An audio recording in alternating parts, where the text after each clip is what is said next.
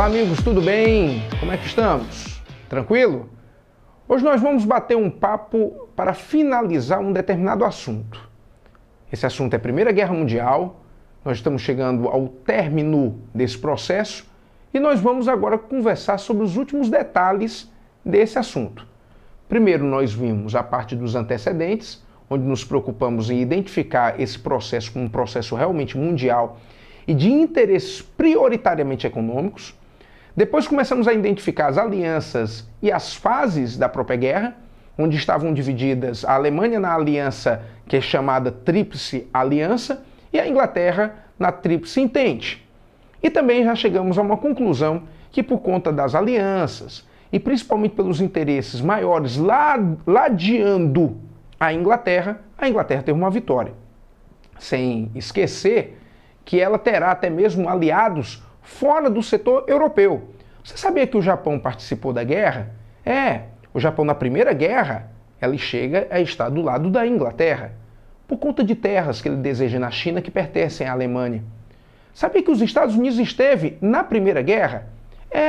Os Estados Unidos ele chegou a emprestar muito dinheiro para o lado da Inglaterra. E para tentar recuperar esse recurso, ele resolveu ajudar a Inglaterra a derrotar a Alemanha. Você sabia que o Brasil esteve na guerra? Tudo bem, a participação é muito pequena, é mais de ajuda aos Estados Unidos.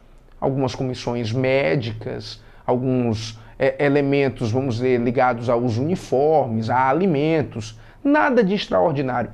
Mas tivemos nossa participação. Por sinal, o presidente nessa época era o presidente Venceslau Braz, que, portanto, possa ser também estudado com você aqui nas nossas videoaulas, com o nosso querido professor de História do Brasil, que estará acompanhando com vocês. Você entenda uma coisa, nós estaremos, portanto, dentro desse episódio com um confronto realmente mundial. É a Grande Guerra. Teremos um saldo de 10 milhões de mortos. Muita gente, né? Muitas vidas se perderam por conta desse confronto. E, principalmente, tinha que ele ser definido plenamente através de um acordo. Os acordos que acabam uma guerra, eles têm um nome específico, eles são chamados de armistício, que seria a ideia do fim das armas. E esse armistício foi decidido ele ser assinado na França. Por quê? Por que esse armistício não poderia ter sido assinado em outro país que participou da guerra? Eu não falei Inglaterra, não falei Áustria, eu não falei Rússia, eu não falei Brasil. Então por que não seria o Tratado de Moscou? Por que não seria o Tratado de, sei lá, de Viena? Por que não seria o Tratado de Washington? Por que não seria o Tratado de Fortaleza? Fortaleza, capital do Ceará, Nordeste brasileiro. O Brasil não participou? Por que não foi lá o Tratado de Fortaleza? Porque o Brasil é um país qualquer, não tinha participação nenhuma. Não vá por aí não. É uma explicação que eu já fiz em uma outra videoaula. O grande interessado em destruir a Alemanha por uma questão de vingança era a França. Então, ter a Alemanha em Versalhes, assinando uma rendição, era tudo de melhor. E ainda tem uma outra curiosidade. Deixa eu falar uma curiosidade bem rapidinha para você. Quem estava chefiando a Alemanha nesse tempo era o chamado Kaiser, Guilherme II. E o Guilherme II era neto de Guilherme I. E Guilherme I foi aquele cara, o Kaiser, que derrotou a França e ficou com a Alsácia-Lorena. Poxa, não tem preço derrotar o neto desse inimigo. Era diretamente derrotá-lo. Então, no final das contas, foi assinado um tratado para humilhar a Alemanha. E humilha mesmo. Não somente deixa a Alemanha num estado de sofrimento, mas também num estado de depressão econômica. Para você ter uma ideia, depois da Primeira Guerra Mundial, a situação de crises econômicas da Alemanha são tão assim terríveis que você, espero, não imagine que seja brincadeira ou mentira minha, tá? Olha lá. A inflação da Alemanha após a Primeira Guerra era de 1000% ao dia. Falhou? Você acha que falhou alguma coisa? Não, não falhou não. Eu vou repetir para você entender direito. 1000% ao dia. 32.400% de inflação ao mês. Naquele tempo, o dinheiro valia tão pouco que era melhor queimar dinheiro do que comprar carvão para se esquentar. Porque não valia a pena comprar o carvão, porque eu precisaria de sacos e sacos de dinheiro.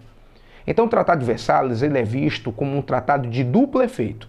Primeiro efeito, acabar com a guerra, acabar com a Alemanha, deixá-la desesperada, mandar ela devolver a Alsácia-Lorena, ela entregar submarinos e aviões de guerra, ela devolver territórios para algumas regiões, o Império Austro-Húngaro se acabaria, e aí formaria um novo mapa político para essa Europa, tá?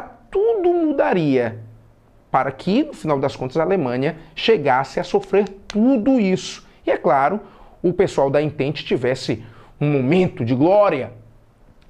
Existe a crise alemã, mas existe um país que está super bem. Sabe qual é o país que estava super bem nesse momento? Os Estados Unidos. Porque, assim, a guerra é mundial, mas principalmente ela é europeia. Notaram que os países que eu falei, por exemplo, que estão envolvidos são todos da Europa, pelo menos diretamente. Eu estou ali com a França, a Inglaterra, a Alemanha, a Áustria, a Itália, eu estou com a Rússia. Então, um país como os Estados Unidos, que é na América, que teve uma participação entrando no penúltimo ano, ele ganhou com isso, vendeu as armas, fez empréstimos, não participou diretamente, não tinha cidades para reconstruir. É por isso que depois da guerra, o país mais rico do mundo, quem era? Os Estados Unidos. Agora bem, num outro momento, quem era?